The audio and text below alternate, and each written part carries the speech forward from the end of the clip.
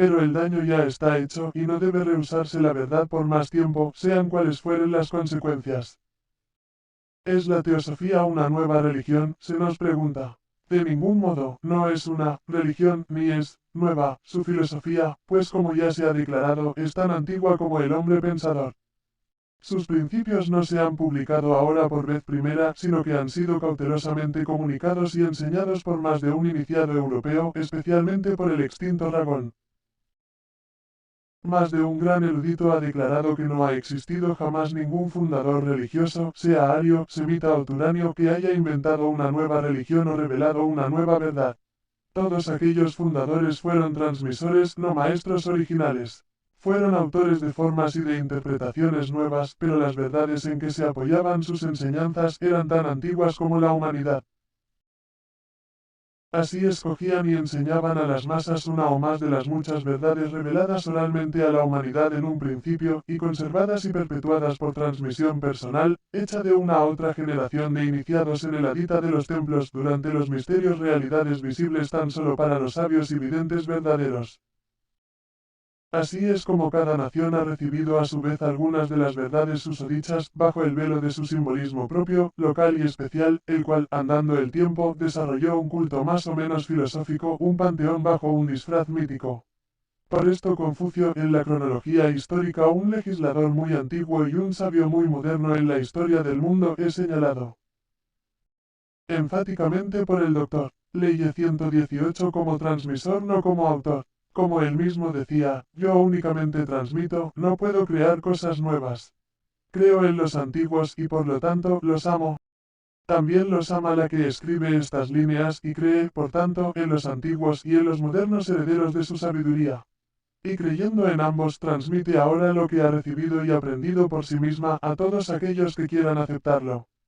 Para aquellos que rechacen su testimonio, que será la inmensa mayoría, no guardará el menor resentimiento, pues están en su derecho negando, del mismo modo que ella usa del suyo propio al afirmar, siendo lo cierto que las dos partes contemplan la verdad desde dos puntos de vista por completo diferentes. De acuerdo con las reglas de la crítica científica, el orientalista tiene que desechar a priori cualquiera declaración que no pueda demostrar por sí mismo. ¿Y cómo podría un sabio occidental aceptar puramente de oídas aquello acerca de lo cual nada conoce? A la verdad, lo que se da a luz en estos volúmenes ha sido entresacado así de enseñanzas orales como escritas.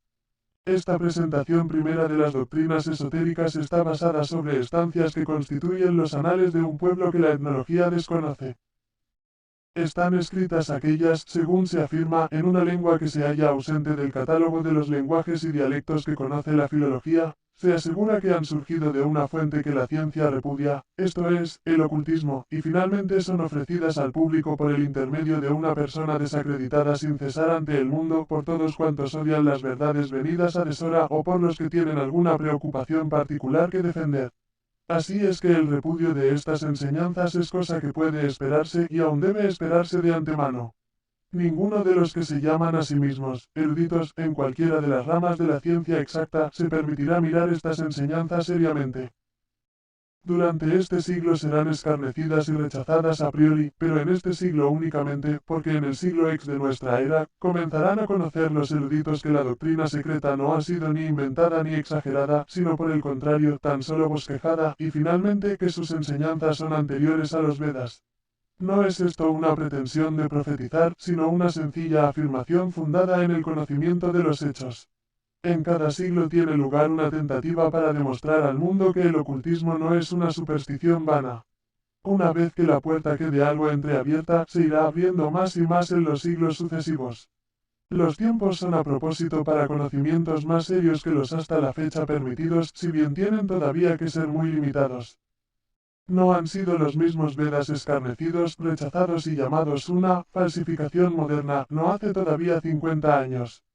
No hubo una época en la que se declaró al sánscrito hijo del griego y un dialecto derivado de este último, según Lempriere y otros eruditos.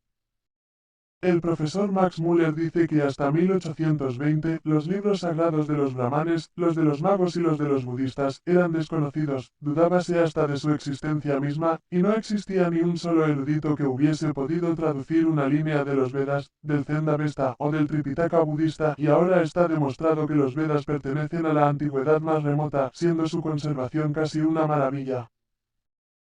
Lo mismo se dirá de la doctrina secreta arcaica cuando se den pruebas innegables de su existencia y de sus anales. Pero tendrán que pasar siglos antes que se publique mucho más de ella. Hablando de la clave para los misterios del zodiaco, casi perdida para el mundo, hizo ya observar la escritora Enisi Simbelo hará unos 10 años que a la dicha clave deben dárseles 7 vueltas antes de todo el sistema pueda ser divulgado. Le daremos nosotros una vuelta tan solo permitiendo con esto al profano que perciba una vislumbre del misterio. Feliz aquel que comprenda el todo. Lo mismo puede decirse del sistema esotérico en su totalidad. Una vuelta y no más se dio a la llave Enisi Simbelo. En estos volúmenes se explica mucho más. En aquellos días apenas conocía la escritora la lengua en que la obra fue escrita y había prohibición de hablar con la libertad de ahora acerca de muchas cosas.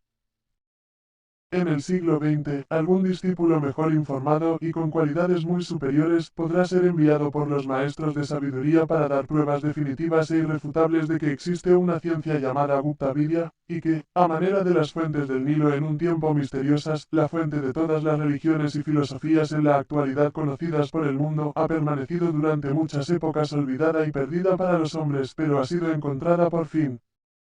A una obra tal como esta, no podía servir de introducción un simple prefacio, necesitaba más bien un volumen que exponga hechos, no meras disquisiciones, puesto que la doctrina secreta no es un tratado o serie de teorías vagas, sino que contiene todo cuanto puede darse al mundo en este siglo. Sería inútil publicar en estas páginas aquellas porciones de las enseñanzas esotéricas que han salido al presente del misterio, sin que se establezca primero la autenticidad o por lo menos la probabilidad de la existencia de semejantes enseñanzas. Las afirmaciones que van a hacerse tienen que presentarse garantizadas por varias autoridades, tales como la de los antiguos filósofos, la de los escritores clásicos y aun la de eruditos padres de la Iglesia, algunos de los cuales conocían estas doctrinas por haberlas estudiado, por haber visto y leído obras escritas acerca de ellas, y hasta hubo entre ellos quienes fuesen iniciados personalmente en los antiguos misterios, durante cuya celebración se representaban alegóricamente las doctrinas ocultas. La escritora habrá de citar nombres históricos y dignos de confianza y autores bien conocidos, antiguos y modernos, de reconocida competencia, juicio recto y veracidad, así como también nombrará a alguno de los más famosos en las artes y ciencias secretas, juntamente con los misterios de estas últimas tal como han sido divulgados, o mejor dicho, parcialmente presentados ante el público en su extraña forma arcaica. ¿Cómo debe hacerse esto? ¿Cuál es el medio mejor para lograr tal objeto? Ha sido siempre la cuestión. A fin de esclarecer el plan que nos proponemos, pongamos un ejemplo. Cuando un viajero procedente de países bien explorados llega de pronto a las fronteras de una tierra incógnita, circundada y oculta a la vista por una formidable barrera de rocas infranqueables, puede, sin embargo, negarse a reconocer que se ha visto burlado en sus planes de exploración. Le es imposible pasar adelante. Pero si no puede visitar la región misteriosa personalmente, puede, sí, encontrar medio de examinarla desde la distancia más corta a que pueda llegar. Auxiliado de su conocimiento de los países que ha dejado atrás, puede adquirir una idea general y bastante correcta de la perspectiva que hay más allá de las barreras tan solo con subir a la más elevada altura que delante de sí tiene. Una vez allí, puede extender la mirada a su placer comparando lo que confusamente percibe con lo que acaba de dejar atrás, pues ya, gracias a sus esfuerzos, se encuentra más allá de la línea de las nieblas y de las cimas cubiertas de nubes. Tal punto de observación preliminar no puede ser ofrecido en estos 6 volúmenes a aquellos deseen comprender de un modo más correcto los misterios de los períodos prearcaicos citados en los textos.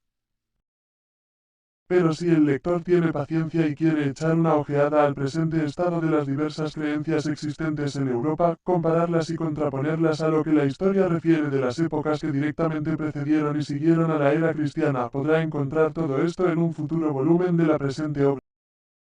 En dichos volúmenes se hará una breve recapitulación de todos los adeptos principales conocidos en la historia, y se dará noticia de cómo los misterios decayeron, después de lo cual comenzó a desaparecer y a borrarse de la memoria de los hombres, al fin de modo definitivo, la naturaleza verdadera de la iniciación y de la ciencia sagrada.